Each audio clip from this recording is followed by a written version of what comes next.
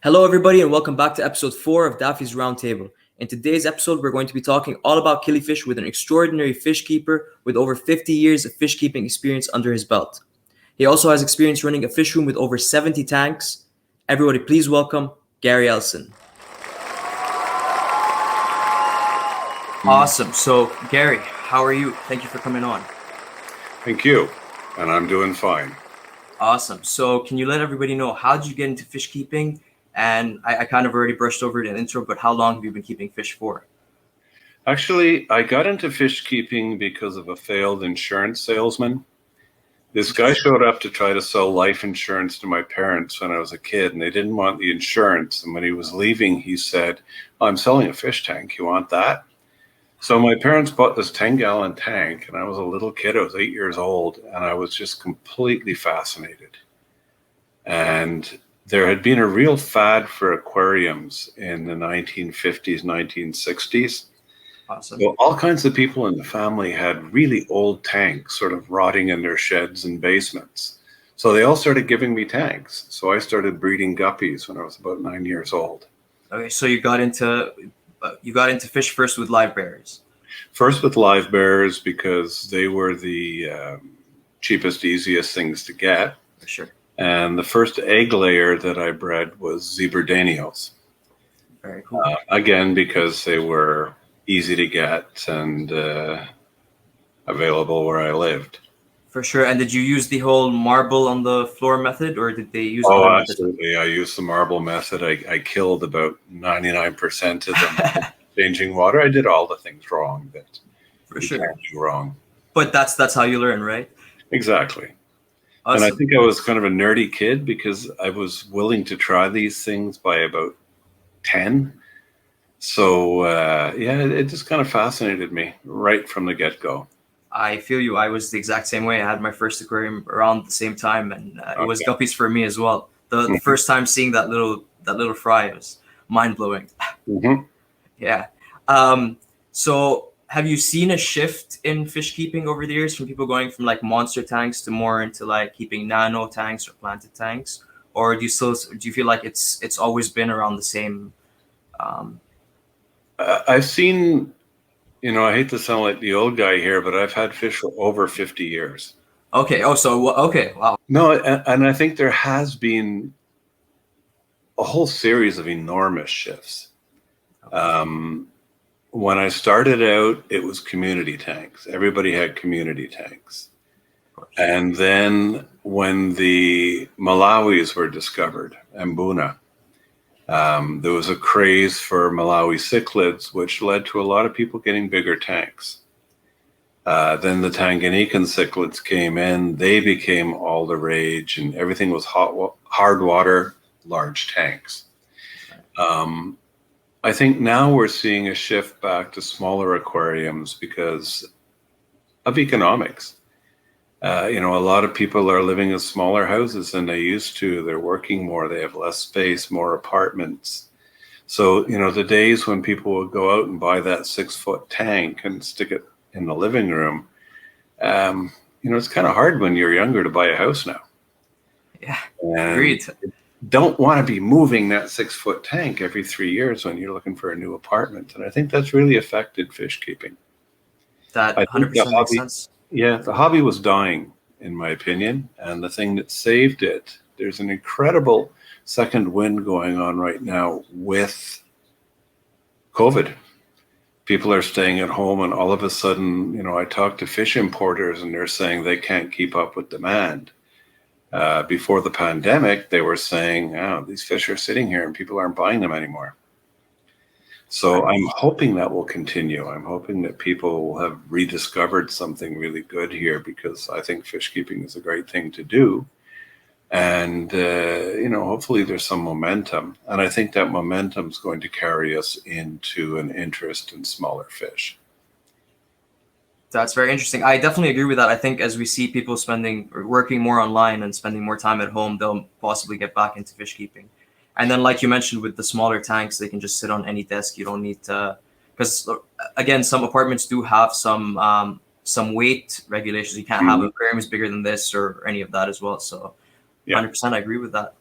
No, I mean, I think it reflects, like everything, it reflects changes in leisure time. Um, you work a lot more in hours than we used to. So we can indulge our hobbies a lot more, you know, and I think that we've lost a lot of leisure time. We've lost a lot of our own personal time. And I think that's reflected in all of our hobbies. 100%. That makes sense. Okay. You get people like me who really get into it. So that, you know, at times, yeah, at times it's been sort of half a job, and at other times it's been just pure pleasure. Right. I've always maintained the interest. So that's actually a good segue into killifish, since killifish do not have any common names, correct? There's a couple that have common names, usually 5 or 6 common names for the one species. For example, Aphiosemion austral. Okay. It can also be Aphiosemion australe. I don't know how to pronounce it. I don't speak Latin. I just read I was going it. to ask you because I've been pronouncing it Australe, but okay. Yes, So Austral. what I tend to do is even though I'm an English speaker, I tend to use the French pronunciations because somehow it seems to me like Latin would probably sound more like French than English. I would agree with that. Yeah. So, but I mean, you know, I'm just guessing at the pronunciation. That kind of worries me sometimes when I see some of the names. Exactly what am I saying here? You can look it up, but I mean, in terms of my pronunciation, how am I expressing myself? 100%. So you've got to. I kind of lost my thread there completely. Sorry, we were the common names for the killies. Yeah, so you avoid the common names, and there's a whole bunch of short versions. You know, a nothobranchius becomes a notho, and sometimes people turn that into northo, which is great for Canadian fish keepers because apparently there's northobranchius, which is right here. You know, people will add things in aphios for aphiosemions, epis for epiplates, but you know, these are large families of fish. If you're going to get interested in killifish, I think one of the first things you have to do is scrap the word killifish. Okay, and why do you say that? Well, it's kind of like saying animal. What are we talking about? There are so many different types of killifish that to throw them all together just doesn't work. Like people will say to me all the time, well, killifish don't live long. Some of them don't. It depends on where they come from, what their natural history is, the whole evolutionary history. You know, we have annual killifish. We have killifish that live for several years. We have saltwater killifish, softwater killifish, rainwater killifish. It's an incredibly diverse family of fish. It's very ancient. And there's a lot of debate about how much of the diversity is the result of them having been around before the continent split and drifted. You know, you see really close connections between African and South American killifish. So how closely are they related? There's really neat puzzles like that. But it seems to point to a really ancient origin. And because they've got an ancient origin, saying killifish is like saying, I like birds. They have eggs, don't they? Works for robins, but it doesn't work for others. So we can dig ourselves into a hole by being too general. And I think that a lot of what's fascinating about killifish is that you can really enjoy the diversity, and you have to respect the diversity. You have to say that, no, there's no such thing as a killifish, but wow, there are a lot of killifish, and a lot of different species, and a lot of them are really pretty, which is what gets us all looking at them in the first place. I think we all start out looking at really pretty fish, and then we start thinking, oh, but what are they doing? That's really interesting. Right. So is that what draws you into killifish, or all the different species of killifish? Is it the colors, or was it more of the natural history of them? It's both. It's both. You know, I'd be a liar if I said the colors didn't draw me in. Show me a pretty killifish is like showing me a pretty flower. It's a lot more likely to get into the garden. 100%. But at the same time, from that, you can start looking at why does it have those colors? How does it relate to the species close by? And then suddenly, the way my mind works, I'll start thinking, well, this one comes from this part of Gabon, for example, in Africa, and this one's only about 20 kilometers away. I wonder if they look different. And they do. And then you start thinking, well, that's really interesting. At which point you're completely screwed, because then you're thinking, well, there's one that's only 50 kilometers away from there. I wonder what it looks like. And you start getting into this idea of trying to figure out, why do all the killies from a certain area behave one way and from another area behave differently? Why do some of them spend most of their lives being eggs, and others spend years laying eggs in plants? Right. So, and when you're saying that, you're mostly describing the differences between annuals and non-annuals? yeah, to a degree. But, I don't know. Are the people that listen to your podcast mainly in North America, or? We're recording this episode before the release of the first episode, so I have no idea where the people are gonna. Okay. Hopefully, a lot of them are in North America. Yes. Okay, because I'm sitting here in Canada. I'm in Montreal. Okay. I can walk, well, it's 2 kilometers to the river, and I can catch killifish. Interesting. I can catch fundulus, which is a Canadian species, Canadian northern North American species. It's not the prettiest thing on earth. It's kind of not the ugliest, but it's something you'd overlook, and it's a bait fish for most people. Okay. When I was a kid, I used to see people putting them on hooks, and I had no idea what they were. But then you start thinking, okay, how is this fish adapted to our winter when it has relatives that are dying if they're below 24 degrees? Yeah. It's that kind of diversity that gets really interesting. And then, of course, you start looking at where they are, and you realize that there are killifish species living in oases in the Middle East, in the middle of the desert. There are. Yep. There are killifish species in areas that are really arid, in really tiny bodies of water, probably left behind from before the environment turned into a desert. So, they've got very long natural histories, and it's just kind of interesting. I mean, I've seen there's an alphobranchius that comes from an oasis spring. It's just kind of neat to look at and say, wow, you survived that. And, as a species, you've been there for how many tens of thousands of years? And then slowly probably adapted to be able to handle the higher temperatures and the drier and the longer periods of dryness. And then you as a fish keeper get them in, and you start thinking, well, okay, this is from a special circumstance. How do I adapt to it so that I can breed it, keep it going, etc.? So it becomes a question of puzzles as well. And I like the puzzles. I like those little figure it out and try to figure out how to make this work in captivity.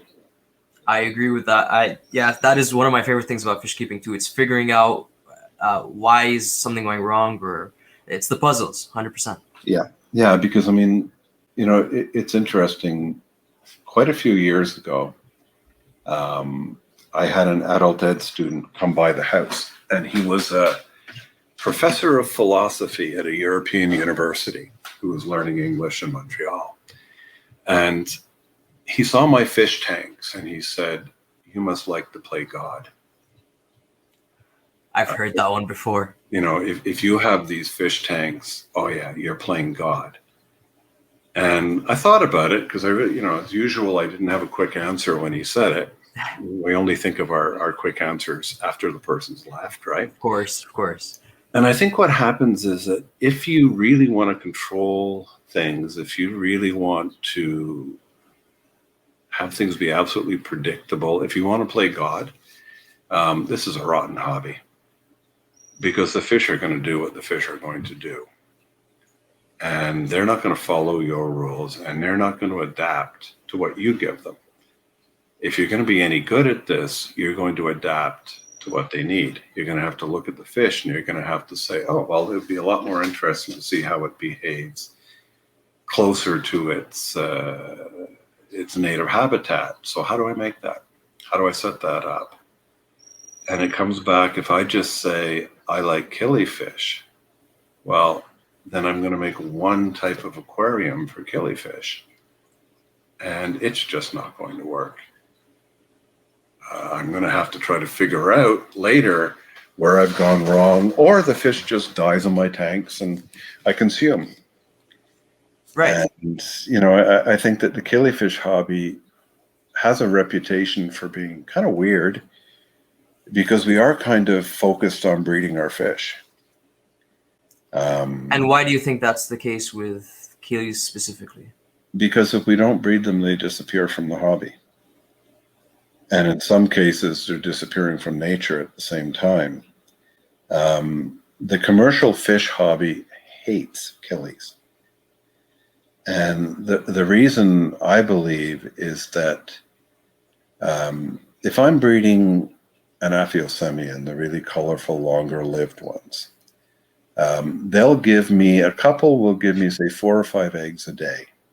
Right. The eggs take about 14 to 21 days to hatch. So I hatch out, say, 5 days of young, gives me 20 fish. But when I used to breed cichlids, there were species that could give me 1,000 babies in the same time. And the babies were all the same size. So you didn't have problems with feeding them. You just threw the food in, they grew, and you had 1,000 fish to sell. And you could take them all in at the same time. With killies, you have to build it up so slowly. You have to have, if you want to have 1,000 killies in a week, you're probably going to need 200 pairs and somebody working 60 hours a week on it. So they don't pay off. Right. And then, you know, unfortunately in English, the fact that we call them killies, I mean, kill, it sounds really brutal. It sounds really nasty. It also means small stream in Old Dutch. Okay. And if we called them small stream fish, people would think, oh, gentle little things. But we call them killifish, and people think, oh my God, I'm going to put it in the tank. It's going to kill everything. It's going to eat all my guppies. It's the opposite. Almost every killie I've kept has been totally inept in a community tank. They don't get to the food. They hide all the time. They get bullied all the time. The Aphyosemians that I keep, which is a Western African group, they don't swim incredibly well, and they're adapted to staying pretty close to the same area that they hatched in. You know, a tetra will take off up the river and can travel quite a long way and can be found a long way from where it hatched. Most killies will stay within a very, very narrow range, partly because if they do swim out, they get eaten, and partly because the only way that they survive is by colonizing really extreme habitats. They're small fish, and they get into areas where big fish can't go. But that creates a whole bunch of problems for us as fish keepers, because anytime you get a creature from an extreme habitat, you have to adjust to that habitat. You have to recreate that extreme habitat. Yeah, I mean, if you get into annual killifish, for example, you can have a species, and I don't like annual killifish, I'll confess right now, I'm just not an annual killifish guy, but you can have some of the species that are breeding at 7 to 8 weeks of age. The growth is that fast, and they're dead at 3 months. They're beautiful. And when you, sorry to cut you off, but when you say those, are you talking like nothos, for example, or like can you give me an example? for example, yeah. And you know, you would have a fish that hatches out when some fairly hard-baked mud has been through a dry season. The eggs are surviving under the mud, or under the crust of the mud in the damp dirt. It begins to rain, they begin to hatch out, and their entire life cycle in nature is until the insects get big enough to eat them. until the insects get big enough to eat the fish? Yeah, because when I've spoken to people who collected these fish, they said there are some nasty big things, insect larvae in that water, and they're way bigger than the killies, and they're eating the killies. That's Wow. their food. But the killies are growing really fast and laying their eggs before they get eaten. And if they don't get eaten, the insects get to hatch out and fly away. The Nothobranchius are stuck in water holes that dry up, get smaller and smaller and smaller, and eventually vanish. Now, a lot of people who are very different from I am within the killie world really like keeping those fish. I personally I have two species of Nothos. I really like keeping Nothobranchus as well. Yeah. Yeah, I mean, you have to be a very well organized person to keep them. My problem is that I would forget to wet the eggs on time, quite simply, because part of the time you're keeping the fish, your fish are dead and they're eggs. And the eggs are not that interesting to look at. No, I have in my closet. I just have stacks and stacks of plastic bags and little Tupperwares filled with moss and little eggs. But the interesting thing is, you don't have to wet them on time. So I've tested. I've played around with it a little bit, and I'm up to 6 months. They've hatched 6 months past the due date. So I'm gonna keep going and try to go a little bit further and see how long I can keep them hatching. You'll probably find out that if you wait too long, the embryo, if it does become active, it'll consume its yolk sac and you'll get really sickly fish. Interesting. I like what they call belly sliders. Yeah, where they just never can rise from the bottom. They're not viable because they basically starved in the egg. Okay. So you have to watch out for that. You can't, there are limits on how far you can go with it. Oh, interesting, because I see what you're saying. So they have only a certain amount of food in the embryo to consume, and when it's done. Well, they'll go into what's called a diapause, which is they just stop developing. Okay. It's like freezing in time. And then when conditions are better, they'll pick up their development and hatch. But if you leave them in the diapause or diapause, say it as you will, too long, they don't seem to work very well. I haven't tried experiments like that. I've simply forgotten to hatch the eggs. So I've learned that, and I tried to look up the reasons why, and this is what I was hearing. I mean, I've had the same thing happen with some of the larger South American annuals, where these fish can have 6 to 8 month incubations to start with. Mm-hmm. And I found them a year and a half later, up in the warm spot where I was keeping them, and thought, dang, better put that in water. And, sometimes there are actually fry that hatch out, but they don't live long. So you haven't had anything successfully hatch and survive after No. like a year of incubation or a year and a half of incubation? No, I mean, I think what you have to do, there are a couple of species that have 6 month to 8 month incubations. They're timed to how long you have between the rainy seasons where they come from, and whether you have 1 or 2 rainy seasons, and the whole weather cycle is what determines how long the eggs have to incubate for. But you sort of have to respect that time. You've got to figure that it's taken probably from before our species existed for this process to tune. And you can play with it to a degree, but I think at a certain point you're setting yourself up for failure. Because then, let's say, theoretically, I don't know whether this happens or not, but it's the kind of question that would occur to me. If I take the egg to an extreme limit and then I hatch it, will that affect the next generation? Right. Will there be changes in the parents that could affect fertility after? And see, it's really easy to steer yourself into a dead end. And these are problems that you don't have with guppies. Or most other fish. Yeah. And it's also an advantage, because I've known people who timed out their annuals so that each year they would have like 3 different species in the tank. Okay. And one would die off, and they'd hatch out another while the eggs were incubating from the first. And it to me, it ends up as a really complicated way to keep fish. But hey, I guess there are people who really enjoy that, and it gives them that option. That's interesting because so you're saying like between every time.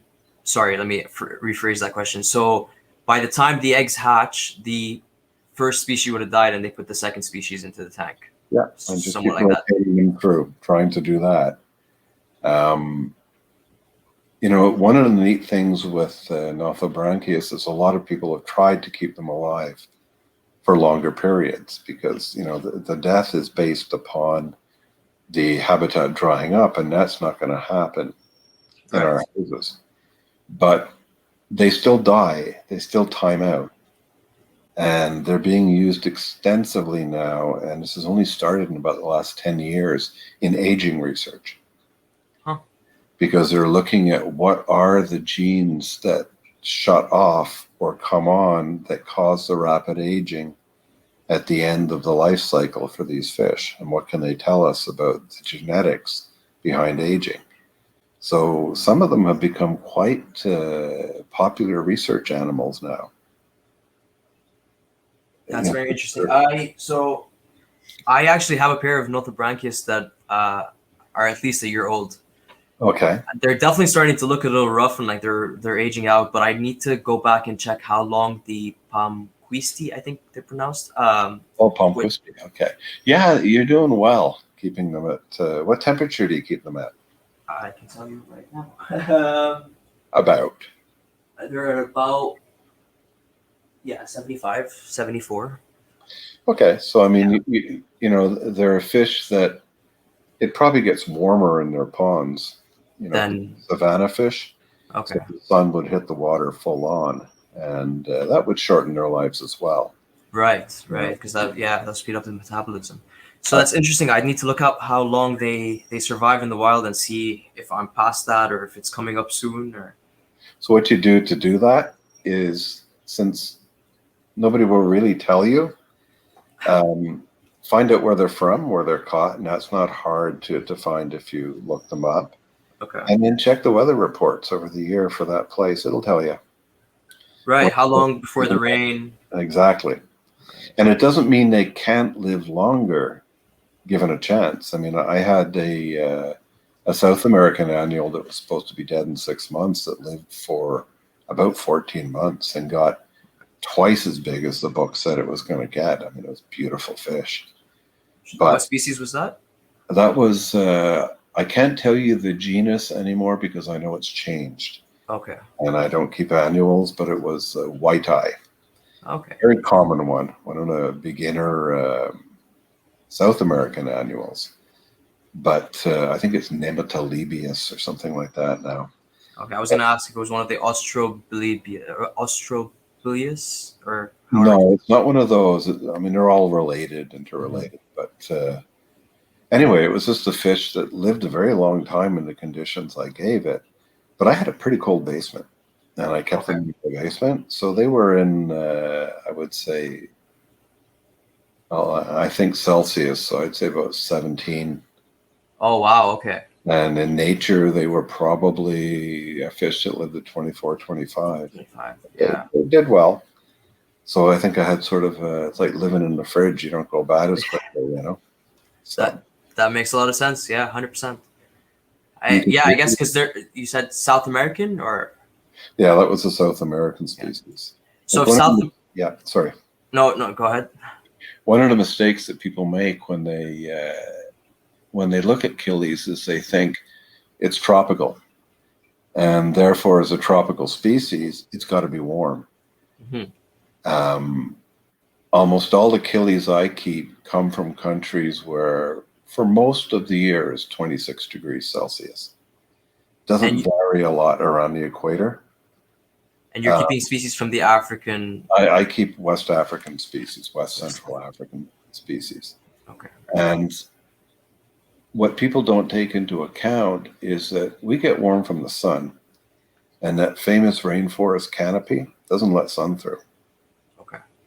So a lot of the streams, especially the mountain streams, are coming from an elevation The sun doesn't ever get through to them. They're just moving through darkness at all times. And that water can be, I've had people tell me they've measured water at 18, 19 degrees Celsius, close to the equator in Africa. Because if it's moving water, it'll be cooler. If it's coming down from an elevation, it'll be cooler. And if it never gets out into the sunshine, it'll be cooler. That's interesting. So it's African rainforest species specifically that you keep? That I keep, yes. And, there's kind of cool stuff that you stumble across. Like I was reading an article on global warming and the effect on Western Africa. And I came across a reference to a study with killies. And what they had discovered is one of the things that will happen is you'll have one species of killies in a certain part of a river, and then suddenly there's another species of killie that replaces it. And people have tried to understand why it is that the ones from sort of upriver don't just wash down and the two species don't coexist together. What's the barrier that keeps them apart?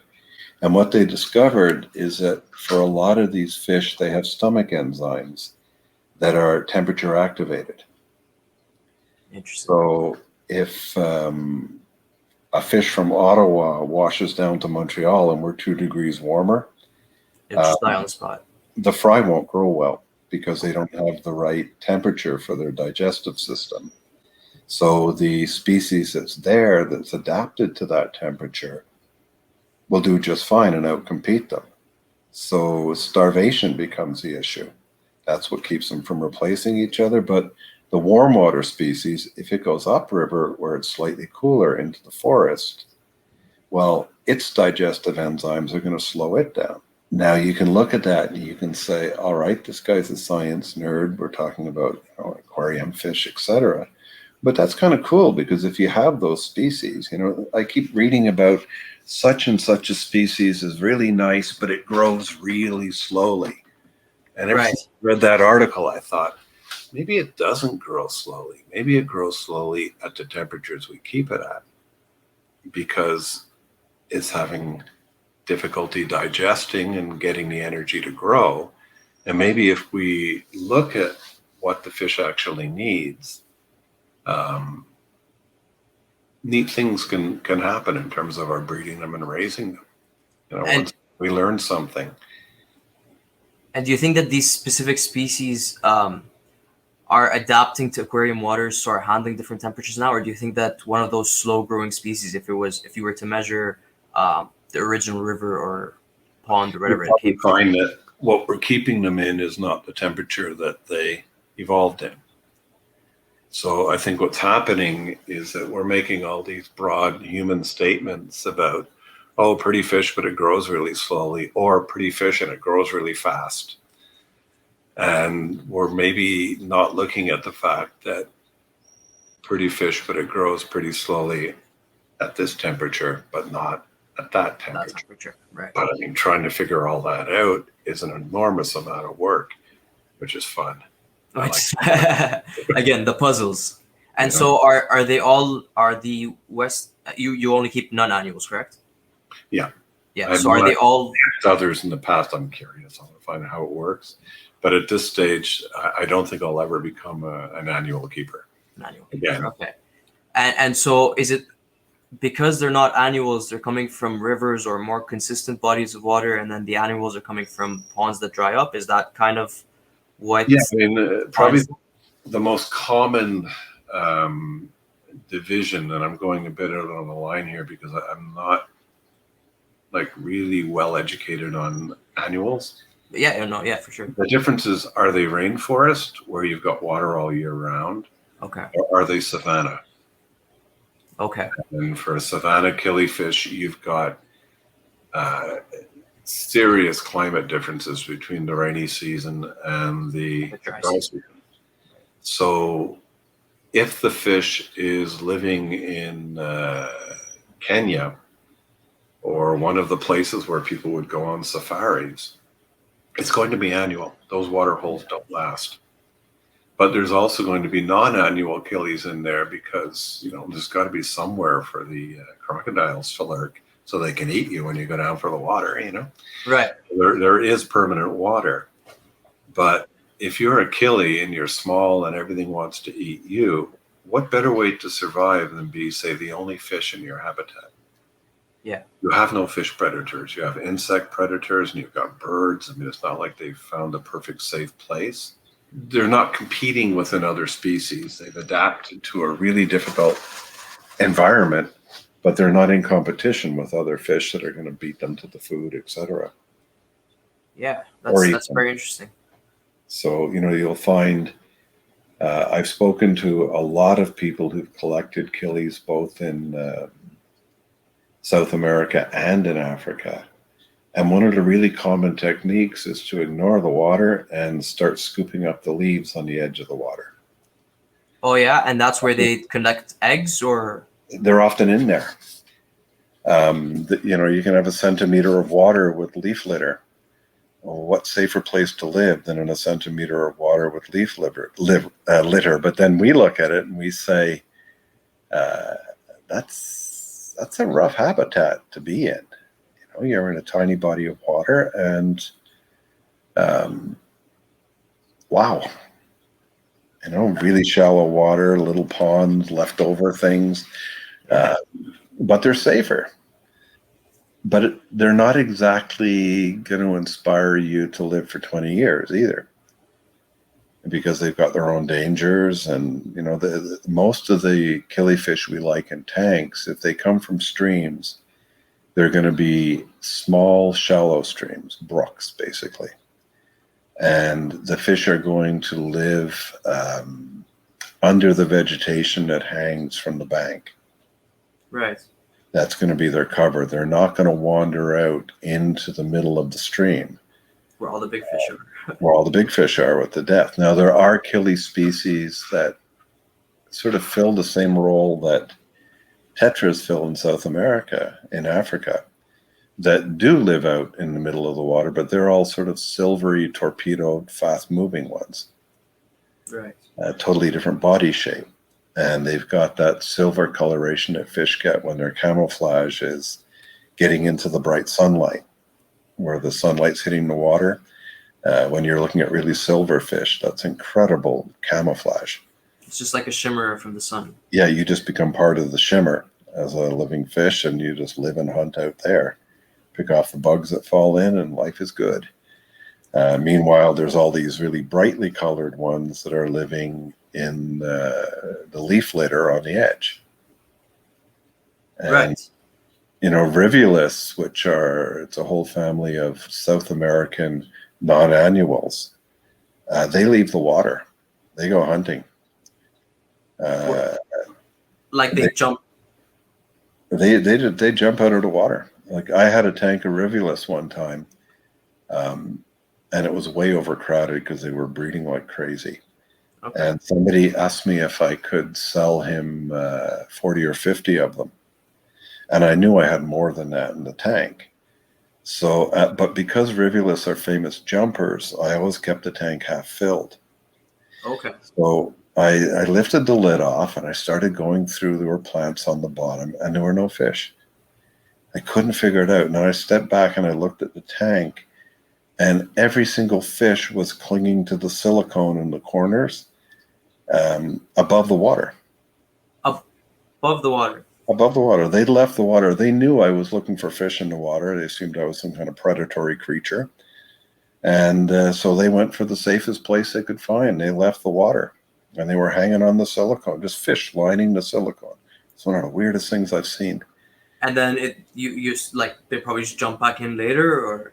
Yeah, I mean, I got the lid on really quickly because I thought, okay, if that's a staging point for them to take another leap, yeah, I'm going to lose them all. And, and part of what I did, to be honest, is I held a net under them and then just sort of brought my finger down the silicone, caught them all. It was a lot easier than letting them get into the water. But, they're incredible survivors. Like there was an aquarist that I knew. I'm going to steal his story here.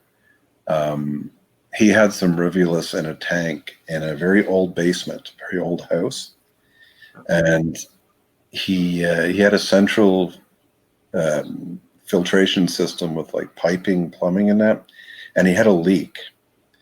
And he wasn't exactly in a hurry to fix the leak because it was a really old house and he really didn't care. So he always had this little standing pool on his floor underneath the tanks at the back. And his rivulus had died. He had no more of them, except that about 4 or 5 years later, I believe it was, he finally moved that rack out.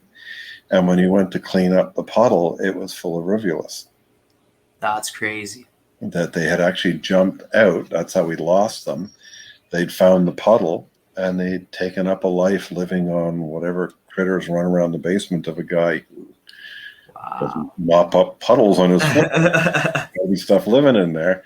And he had a whole group of them. You know, some of them can be unbelievably tough. And then there's others that, will die if you cough in the next room. You know, I fed fruit flies, wingless fruit flies, which are used in laboratories. I fed them to killies. And one thing that I like to do in my aquariums is I like to have them not completely full and have plants growing above the water. Right. Emergent plants, and also to have like house plants with their roots in the water. Because I find that when the killies have shading above, they don't jump as much. They're a lot calmer and not nearly as nervous, because I guess they're one of their big predators is birds, and they haven't figured out that birds can move leaves. Isn't full of birds. You know, they figure they're living in our houses and they're going to get them eventually. They just haven't seen them yet. Yeah. But when I was feeding the wingless fruit flies, some of them climbed up on the plants. They were walking around on the leaves. The fish? No, the fruit flies. Okay, okay. Then I started seeing the fish nailing these fruit flies from 6 inches above just by leaping and picking them off. 6 inches? 6 inches. Wow. Just like, and absolutely accurate each time. A fruit fly's not big. Yeah. And you would see the fish kind of, it was really neat. They would curl the back end of their body into a circle so that they kind of look like a cobra. And then that curled bit became like a spring. It would just fire them straight up in the air. They just straighten out and just grab their food. So, you know, it's that's another reason why stores don't like killies, because you leave the lid off, they jump out.